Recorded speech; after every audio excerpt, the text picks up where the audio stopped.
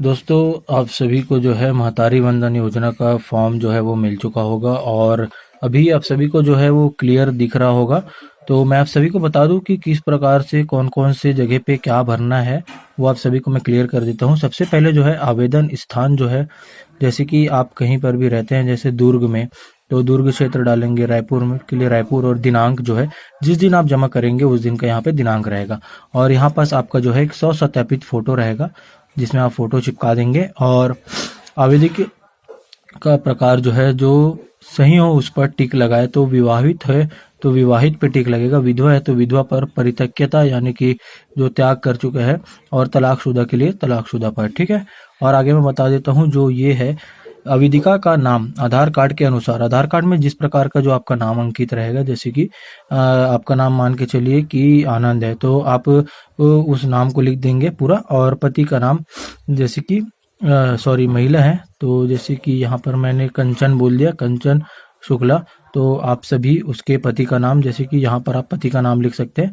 और आवेदिका के पिता का नाम भी जो लिखना है वो ये चौथे नंबर पे। और पांचवें नंबर पे जो है आवेदिका की जन्म तिथि जो है, आप यहाँ पे डेट ऑफ बर्थ को लिखेंगे इस वाले कॉलम में।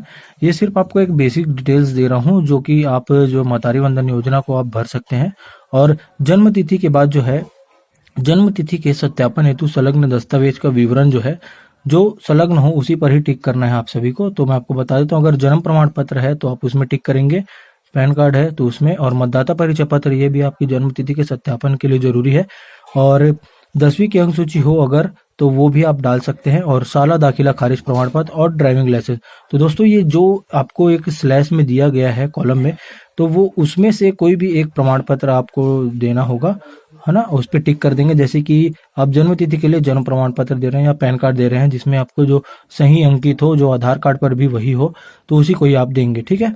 और आवेदिका की जाति, जैसे कि हिंदू है तो हिंदू, मुस्लिम है तो मुस्लिम, सिख है तो सिख। और वर्ग में जैसे कि ओबीसी, एसटी, जनरल जो भी आता है आपको, उसको आप डाल सकते हैं। और क्या आवेदिका विशिष्ट पिछड़ी जनजाति श्रेणी की है, अगर हाँ तो हाँ, और नहीं तो नहीं में टिक कर देंगे। अगर है तो फिर यहाँ पे एक नीचे दिया है, कमार, बैगा, बिरहोर, पहाड़ी कोरवा, अबुज माड़िया और भुंजिया और पंडो, तो ये आपके जो है विशिष्ट जनजाति के अंतर्गत में आते हैं। तो इसे भी आप जो है आप टिक लगा सकते हैं। और आवेदिका का स्थायी पता, इसमें जो आपका एड्रेस है वो पूरा आप इसे एड्रेस डाल देंगे, है ना। और राज्य तो आपका छत्तीसगढ़ है। जिला जो भी है आपका, जैसे कि मैं एग्जांपल के तौर पे ले लेता हूँ दुर्ग।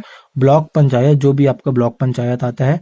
और वार्ड क्रमांक एवं ग्राम, अगर आप किसी एक गांव वाले हैं तो आपको ग्राम लिखना पड़ेगा, और वार्ड क्रमांक आप वहाँ पे नंबर डाल सकते हैं। और आंगनबाड़ी केंद्र का नाम जो है, आपके नज़दीकी आंगनबाड़ी का जो नाम है वो आप देख लेंगे, और उसी के प्रकार से आपको आंगनबाड़ी का नाम डालना है, जो भी नाम से हो। और आंगनबाड़ी केंद्र का एक कोड होता है जो कि आप जाके पता कर सकते हैं आंगनबाड़ी केंद्र में, वो आप सभी को बता देंगे। आवेदिका का आधार कार्ड जो है उसका क्रमांक आप लिख देंगे यहाँ पे, जो भी आधार कार्ड का नंबर है। और आवेदिका के पति का आधार कार्ड, इसे भी यहाँ पे आप डाल सकते हैं। अगर परित्यक्ता या तलाकशुदा है तो ये सब लागू नहीं होगा, समझ गए। और यहाँ पर आपको ये एक है, मैं इस फॉर्म के साथ अपना आधार नंबर प्रस्तुत जमा कर रही हूँ।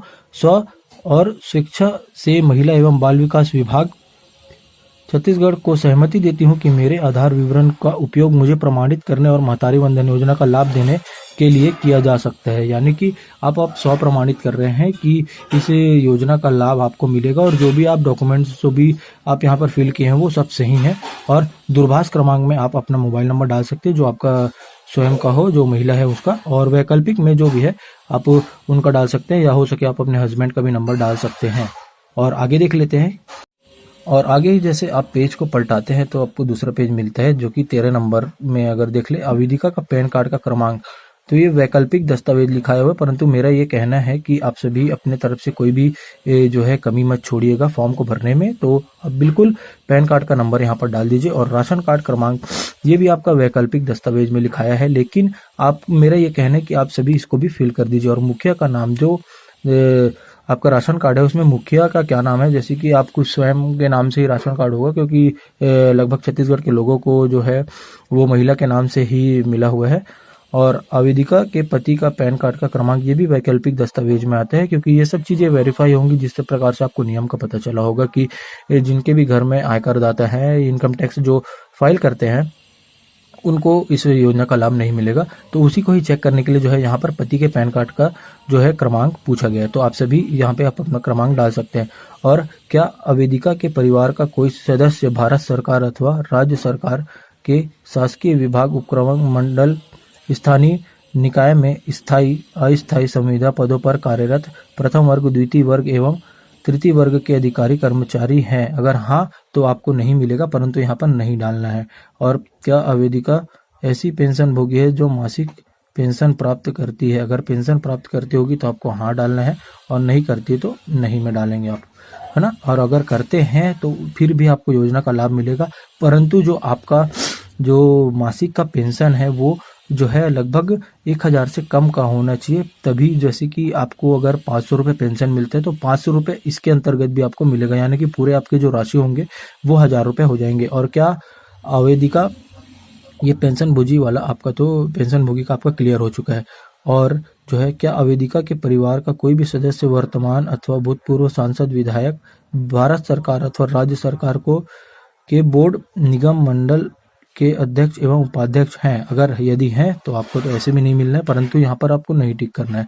और क्या आवेदिका स्वयं अथवा उसके परिवार आयकर दाता है? परिवार से तात्पर्य पति, पत्नी एवं उन पर आश्रित बच्चों से है। तो आप सभी को मैं क्लियर कर दूं कि जो आपके अगर जैसे कि उनके हस्बैंड है तो उनके में अगर वो इनकम टैक्स पे कर रहे होंगे तो उसमें हाँ लिखना है और नहीं में नहीं डालना है। और नीचे जो है ये आपका 20 नंबर में अगर देख लेते हैं हम, तो बैंक खाता का क्रमांक आप डाल देंगे और बैंक का नाम डाल देंगे, जैसे कोई भी आपका जो भी बैंक हो उसका नाम डाल देंगे। और IFSC कोड जो है दोस्तों आप सभी को जो बैंक पासबुक है उस पर दिया रहता है। और आवेदन पत्र सहित निम्नलिखित दस्तावेज होने चाहिए जो संलग्न किए जाए। तो आप देख लीजिए, जन्म तिथि के सत्यापन हेतु संलग्न दस्तावेज देख लेते हैं। और निवास संबंधी सक्षम प्राधिकारी जारी प्रमाण पत्र, ये भी आप सभी के पास होगा। और जो राशन कार्ड है वो, आवेदिका का आधार कार्ड वो तो है ही, और विवाह का प्रमाण पत्र यदि आपके पास संलग्न है तो आप सभी उसको डाल सकते हैं, और अगर नहीं है तो वो भी मैं आपको वीडियो के अंत में बता दूंगा। विधवा होने की स्थिति में जो है पति के मृत्यु प्रमाण पत्र, आवेदिका के पति का पैन कार्ड और आवेदिका के पति का आधार कार्ड, ये दोनों चीज आप टिक कर सकते हैं। परित्यक्ता, तलाकशुदा होने पर की स्थिति में प्रमाण पत्र और बैंक पासबुक की छाया प्रति, ये तो जरूरी है ही। और यहाँ पर आपको बैंक का डिटेल्स यहाँ पे आपको दोनों जगह पे डालना है। ये आपका IFSC कोड हो गया, और पता तो आप अपना स्वयं डाल सकते हैं। और आवेदिका हस्ताक्षर यहाँ पे होगा, और स्थान जो भी आपका स्थान है वो, दिनांक, और ये प्राप्त करते ये चीज आपको नहीं भरना है। प्राप्ति अभी स्वीकृति, यानी कि आपको जो है एक रिसिप्ट के तौर पर दिया जाएगा, तो इसको आप ध्यान मत दीजिएगा। और आगे देख लेते हैं लास्ट पेज जो है ये महतारी वंदन योजना का, उसमें क्या क्या दिया हुआ है और क्या क्या फिल करना है।